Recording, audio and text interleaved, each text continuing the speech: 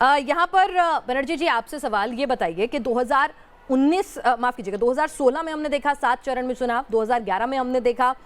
तब 6 चरणों में चुनाव हुआ था, और अगर एक जिले में अलग अलग चरण में चुनाव कराने की बात है तो पुरुलिया का एग्जाम्पल भी हमारे पास है और भी कई एग्जाम्पल निकल सकते हैं। तो एक बात बताइए कि ठीक है, आप लोगों की पार्टी ने भी एक लंबे वक्त तक शासन किया है देश पे, चुनाव आयोग जैसी संस्था पर यूं सवाल उठाना क्या वाजिब है? देखिए, 8 चरण में हो या 7 चरण में हो वो तो दूसरी बात है, लेकिन निष्पक्ष चुनाव के लिए जो जरूरी है कि हमारे चुनाव आयोग है वो किसी शासक का चरण स्पर्श करके ना रहे। सवाल हमने उठाए हैं उससे पहले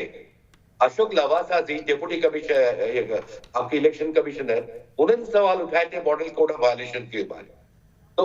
सुनील अरोड़ा जी का जो अवधि है वो इसी मेरे 13 अप्रैल को खत्म हो जाएगी, लेकिन अवधि के बीच में बहुत सारे सवाल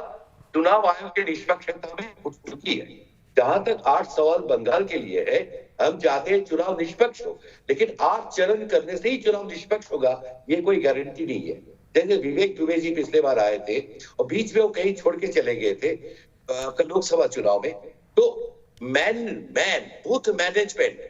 जो आपके केंद्रीय वाहिनी जो आ रहे हैं बाहर से सीआईएसएफ वगैरह, उसको ठीक से जगह को पहचान ले। ऐसा ना हो वो कोई टूरिस्ट स्पॉट घूमने जाए या दुकान में साड़ी खरीदने जाए, क्योंकि ये भी बात सच्चाई है कि भाजपा के जो अभी नए नए नेता तृणमूल से दागी आए हैं वो 12-13 केंद्रीय सीआईएसएफ लेके घूम रहे, जबकि कोई प्रेम शुक्ला जी आप साधन संसाधन ताकत पैसा सबका गलत इस्तेमाल कर रहे हैं। साम दाम दंड भेद किसी भी कीमत पर पश्चिम बंगाल में कमल खिलाना है।